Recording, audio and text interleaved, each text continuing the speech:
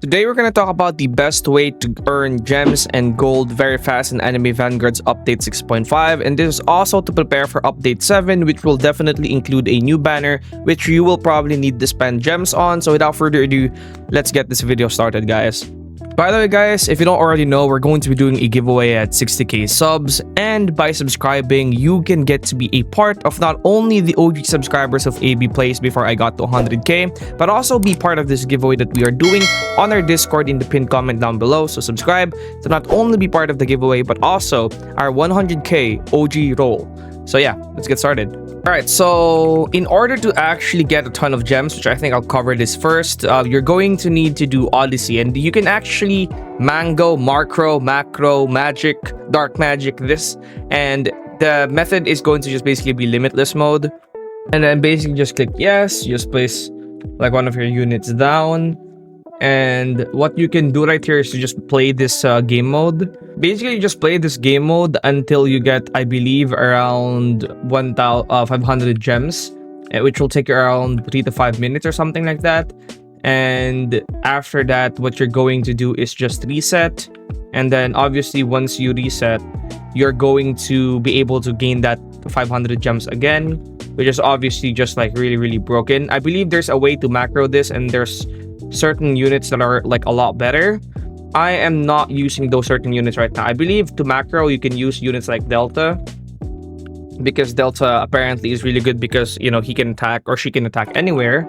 Right now I'm just using Songjin Vanguard alongside Kaguya. This is definitely not the optimal team that you could be using, but it's a team that I'm using regardless.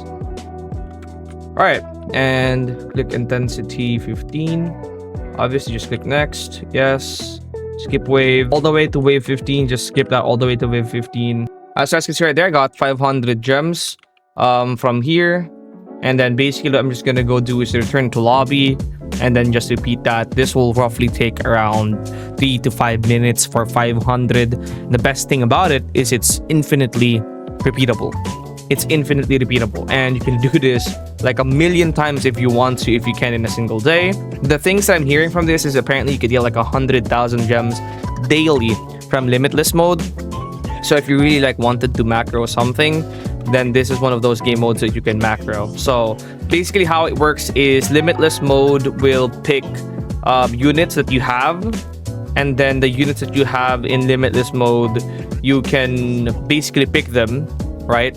So I have Kaguya, so it picks Kaguya for me to first, you know, place down, and after I finish that specific stage, I can select another unit with varying intensity, and then, you know, I can pick that unit and skip wave again. And I think once you get around six finishes or 5, that's when you're gonna get 500 gems. I'm not really a master of it, but there are certain ways that you can macro or mango this, but I just don't really do that much, so I wouldn't be able to show you guys how to really macro this game mode, because again, I'm not really a fan of macroing myself. I want to be able to play the game manually. Now for gold, I think the best method to get gold is genuinely still boss events. I have 2 million gold right here, and the way I got it is just from farming boss events, right? So I have about 6 right now, but if I had 10, I'd be able to buy one of these.